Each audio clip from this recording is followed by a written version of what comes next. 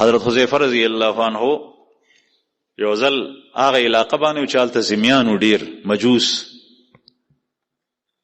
دا هغه خلکو نگرانی کوله. صحابي دی د رسول الله صلی الله علیه وسلم.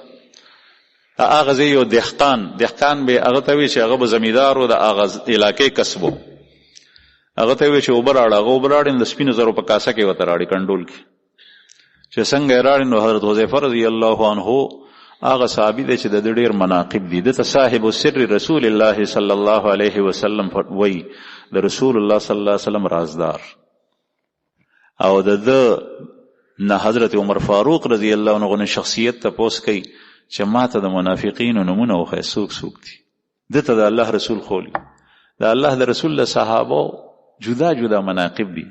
هر گلی را رنگ و بوی دیگر است.